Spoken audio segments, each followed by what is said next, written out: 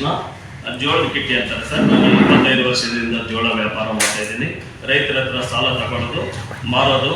ನಾನು 25 ವರ್ಷದಿಂದ ನನ್ನ ಅಣ್ಣ ತಮ್ಮಂದರು ನಾವು ಮೂವರು ಇದೇ ಕೆಲಸ ಮಾಡ್ತೀವಿ ಸರ್. ಈ ಮಾಡ್ತಾ ಏನಾಗ್ತದೆ, ನಾನು ಬ್ಲಾಕ್ ಕಾಂಗ್ರೆಸ್ ಅಧ್ಯಕ್ಷ ಸರ್. 19ರಿಂದ 24ವರೆಗೂ ಬ್ಲಾಕ್ ಕಾಂಗ್ರೆಸ್ ಅಧ್ಯಕ್ಷರು. ಅವರು ಅಕ್ಕಂದಿರು. ನನಗೂ ರಾಮಕೃಷ್ಣಪ್ಪಗೂ ಸಂಬಂಧ ಇಲ್ಲ ಅಂತಾರೆ ಸರ್. ಅವ್ರ ಹೆಂಡತಿ ಹೆಸರಲ್ಲಿ 2 ಚೆಕ್ ಅಡ್ವಾನ್ಸ್ ಕೊಟ್ಟಿದ್ದಾರೆ ಸರ್, 1 ಲಕ್ಷದ್ದು. ನಾನು ನಿಮಗೆ ಪ್ರೂಫ್ ಸಮೇತ ಕೊಡ್ತಾ ಇದ್ದೀನಿ. ಮತ್ತೆ ಅವ್ರ ಮಗ ಹೆಸರಲ್ಲಿ ನನ್ನ ಅಕೌಂಟ್ಗೆ 92,17,000 ಅವ್ರ ಮಗ ಹೆಸರಿಂದ ನನ್ನ ಅಕೌಂಟ್ಗೆ ಬರ್ತಾ ಇರೋ ಡೀಟೇಲ್ ನಿಮ್ಗೆ ಕೊಡ್ತೀನಿ ಸರ್.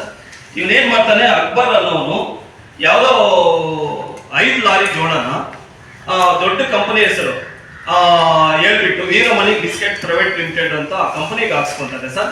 ಕಂಪನಿಗೆ 1 ಮೂಟೆ ನಿಲ್ಸಿಲ್ಲ, ಅವನು ಪವಿತ್ರ ಕೋಲ್ಡ್ ಸ್ಟೋರ್ ಅಲ್ಲಿ ಇಡ್ಸ್ಕೊಂಡು ಅವನ ಹೆಸರಲ್ಲೇ ಅಕ್ಬರ್ ಪಾಷಾ ಅಂತ ಹೇಳ್ಬಿಟ್ಟು ಅವನ ಹೆಸರಲ್ಲೇ ಅನ್ಲೋಡ್ ಮಾಡಿಸ್ಕೊತಾನೆ ಸರ್. ಇದು ಪ್ರೂಫ್ ನಿಮ್ಗೆ ಕೊಡ್ತೀನಿ. ಟೋಟಲ್ 5 ಗಾಡಿದು ಅವನ ಲೆಕ್ಕದಲ್ಲಿ ಇಡ್ಸ್ಕೊಂಡಿರ್ತಾನೆ. ಮತ್ತೆ ಇವಾಗ 20 ಟನ್ ಜೋಳ ನಮ್ಮ ಇದು ಪೆರೇಸಂದ್ರ ಪೊಲೀಸ್ ಅವರು ಹೋಗಿ ಸೀಸ್ ಮಾಡಿರೋದು ಇವಾಗಲೂ ಕೋಲ್ಡ್ ಸ್ಟೋರ್ ಅಲ್ಲೇ ಇದೆ ಸರ್.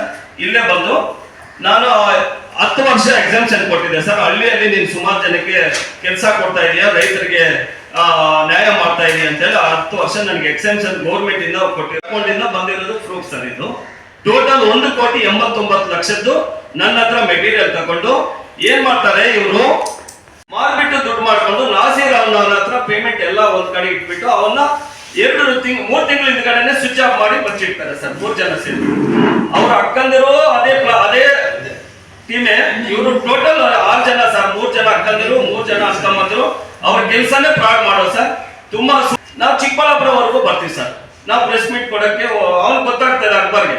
ಎಲ್ಲರಿಗೂ ನನಗೆ ಫೋನ್ ಮಾಡ್ತಾರೆ ಸರ್, ಯಾರೋ ಮುಖಾಂತರ, ಅಣ್ಣ ದಯವಿಟ್ಟು ಪ್ರೆಸ್ ಮೀಟ್ಗೆ ಹೋಗ್ಬೇಡಿ, ನಾನು ನಿಮ್ ದುಡ್ಡು ನಿಮ್ಮ ಮನೆ ಹತ್ರ ಸೋಮವಾರ ಮಂಗಳವಾರ 2 ದಿವಸ ಟೈಮ್ ಕೊಡಿ, ನಿಮ್ಮ ಮನೆ ಹತ್ರ ಬಂದು ನಾನು ಸೆಟಲ್ಮೆಂಟ್ ಮಾಡ್ತೀನಿ ಅಂತ ಹೇಳ್ಬಿಟ್ಟು ಚಿಕ್ಕಬಳ್ಳಾಪುರದಿಂದ ವಾಪಸ್ ಕರ್ಸ್ಕೊಂತಾರೆ. ನಾವೇನ್ ಮಾಡ್ತೀವಿ, ಅವತ್ತೇ ಬರ್ತೀವಿ, ಪ್ರೆಸ್ ಕ್ಲಬ್ ಅಲ್ಲಿ ಬರ್ತೀವಿ, ಡೇಟ್ ಫಿಕ್ಸ್ ಮಾಡಿ ಇವತ್ತು 8ನೇ ತಾರೀಕು ಬುಕ್ ಮಾಡಿ ಹೋಗ್ತೀವಣ್ಣ. ಪೊಲೀಸ್ FIR ಕಂಪ್ಲೇಂಟ್ ಮಾಡ್ಬಿಟ್ಟು ಮನೆ ಹತ್ರ ಹೋಗ್ತೀವಿ.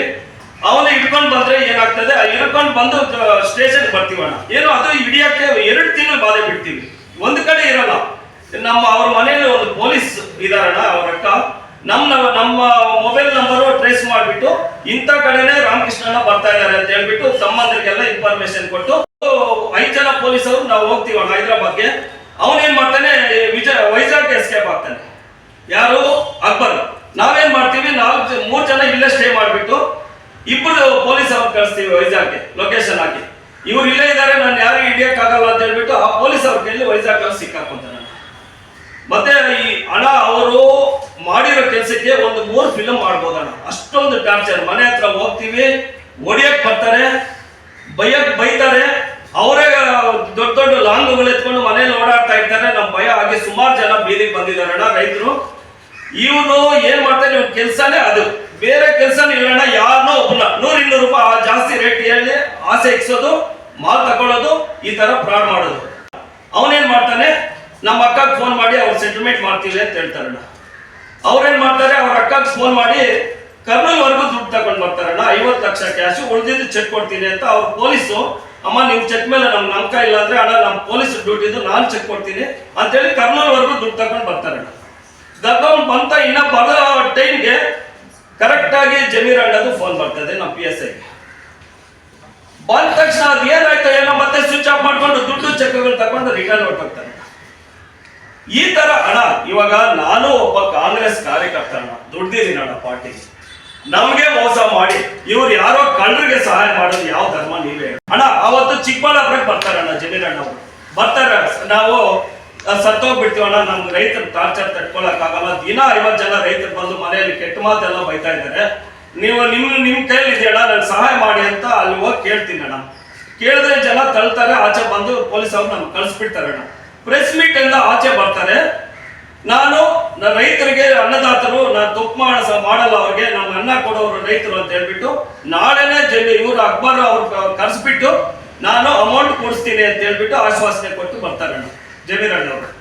ಬಂದ ತಕ್ಷಣ ಹೇಳಿಸ್ತಾರಣ್ಣ ಎಲ್ಲ ಸುಳ್ಳೆ, ನನಗೂ ಅದಕ್ಕೂ ಸಂಬಂಧ ಇಲ್ಲ, ನಮ್ಮ ತಮ್ಮಂದಿರಿಗೆ ಕೊಡ್ಬೇಕಾಗಿರೋದು ನಾನು ಕೊಡುವಷ್ಟಿಲ್ಲ ಅಂತ ಹೇಳಿ ಸುಳ್ಳು ಹೇಳಿಸ್ತಾರೆ.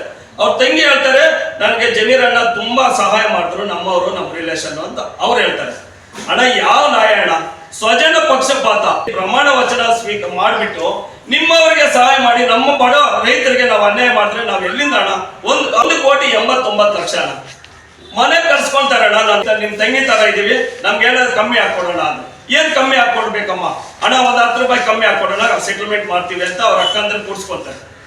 1,89,00,000 1,70,000 ಅವರೇ ಸೆಟಲ್ಮೆಂಟ್ ಮಾಡಿ ಬರ್ದು ಕೊಡ್ತಾರಣ್ಣ.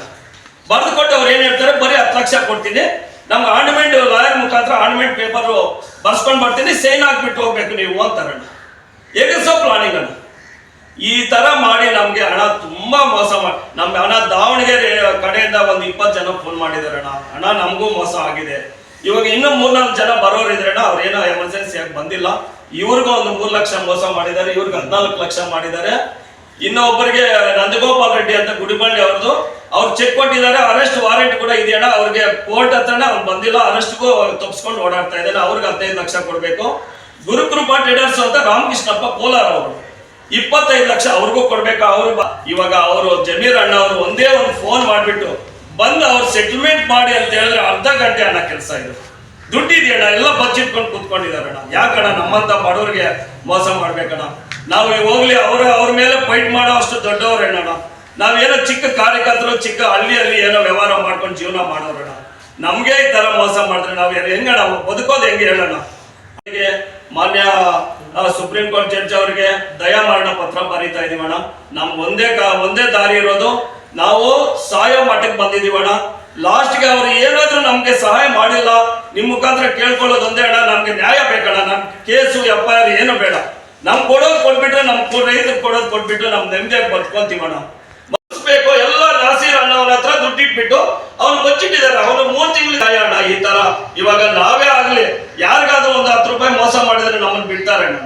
1,89,00,000 ನೀನು ಫ್ರಾಡ್ ಮಾಡಿಸ್ಬಿಟ್ಟು ಅವನಿಗೆ ನೀನು ಒಂದು ಮಂತ್ರಿ ಆಗಿ ಸಪೋರ್ಟ್ ಮಾಡ್ತೀಯ ರಿಲೇಷನ್ ಅಂದ್ರೆ ನಿಮ್ ಮುಖಾಂತರನೇ ಬರ್ತದೆ ಅಂತ ಹೋಗಿ ನಾನು ತಣ್ಣೆ ಕೂತ್ಕೊಂತೀನಣ್ಣ. ಅದಕ್ಕೆ ನಾನು ರೆಡಿ ಆಗಿ ಬಂದಿದ್ದೀನಿ. ಜಮೀರ್ ಅಣ್ಣ ಅವ್ರ ಮನೆ ಮುಂದ್ಗಡೆನೆ ಹೋಗಿ ಕೂತ್ಕೊಂತೀನಿ. ನಾನು ಯಾರಿಗೂ ಭಯ ಬೀಳಲ್ಲ. ನಾನು ಕಳ್ಕೊಂಡಿರೋನು ಕಳ್ಳನಿಗೆ ಸಪೋರ್ಟ್ ಮಾಡಿರೋರು ಮನೆ ಮುಂದೆನೆ ಹೋಗ್ತೀನಿ. ನಾನು ಅಲ್ಲೇ ಕೂತ್ಕೊಂಡು ನಾನು ನ್ಯಾಯ ಕೊಡೋರ್ಗು ಎದ್ದೇಳಲ್ಲ. ನಾನು ಉಪವಾಸ ಸತ್ಯಾಗ್ರಹ ಅಲ್ಲೇ ಕೂತ್ಕೊಂತೀನಿ. ನೀನ್ ಯಾಕೆ ಅವ್ರಿಗೆ ಸಹಾಯ ಮಾಡ್ತಾ ಇದೀಯಾ? ನಮ್ಗೆ ನ್ಯಾಯ ಕೊಡೋದ್ ಬಿಟ್ಟು ಕಳ್ಳರಿಗೆ ಯಾಕೆ ನೀನ್ ಸಹಾಯ ಮಾಡ್ತಾ ಇರೋದು? ಇದು ಯಾವ ಧರ್ಮ ಇದೆ ನೋಡಿ? ನಿಮ್ ಕುರಾನಲ್ಲಿ ಹೇಳಿದಾರ ಮೋಸ ಮಾಡ್ತೀನಿ ಅಂತ? ಹೇಳಿ ನೀವೇ, ನಿಮ್ ದೊಡ್ಡ ಪುಸ್ತಕ ಮೇಲೆ ಪ್ರಮಾಣ ಮಾಡಿ ಹೇಳಕ್ ಹೇಳಿ. ಯಾಕೆ ಅಂತ ಅವ್ರಿಗೆ ತಪ್ಪು ಮಾಡ್ತಾ ಇದ್ದೀರಾ? ನೀವೊಬ್ಬ ಮಂತ್ರಿ ಆಗಿದೀಯಾ, ಕೈಕಾಲು ಇಟ್ಕೊಂಡು ವಸೂಲ್ ಮಾಡ್ಕೊಂತ ಇದ್ವಲ್ಲ. ಯಾಕಣ್ಣ ನೀನ್ ಬರ್ಬೇಕಾಗಿತ್ತು? ನಮ್ಮಂತವ್ರಿಗೆ ನ್ಯಾಯ ಮಾಡೋದ್ ಬಿಟ್ಟು ಇಲ್ಲ, ಕರ್ಸಿರಿ, ಅವ್ರನ್ನ ಕರ್ಸಿರಿ, ನಮ್ಮನ್ನ ಕರ್ಸಿರಿ. ಇದೇ ಪ್ರೆಸ್ ಮುಂದೆ ಏನ್ ಕೊಡ್ಬೇಕು ಅವ್ರನ್ನ ಕೂಡ್ಸಿ ನಮ್ ಕೂಡ್ಸದಾಗ ನ್ಯಾಯ ಸಿಕ್ಬೇಕು. ಅಲ್ಲೇ ಗೊತ್ತಾಗುತ್ತಲ್ಲಣ್ಣ ಏನ್ ಕೊಡ್ಬೇಕು ಏನು ಅಂತ. ನನ್ನ ಮನೆಯಲ್ಲಿ ಏನ್ ಪ್ರಾಬ್ಲಮ್ ಇದೆ, ನಾನು ಎಷ್ಟು ಜನ ಕೊಡ್ಬೇಕು, ನಾನು ಎಷ್ಟು ಟಾರ್ಚರ್ ಅನುಭವಿಸ್ತಾ ಇದ್ದೀನಿ ಅಂತ ನನಗ್ ಗೊತ್ತು.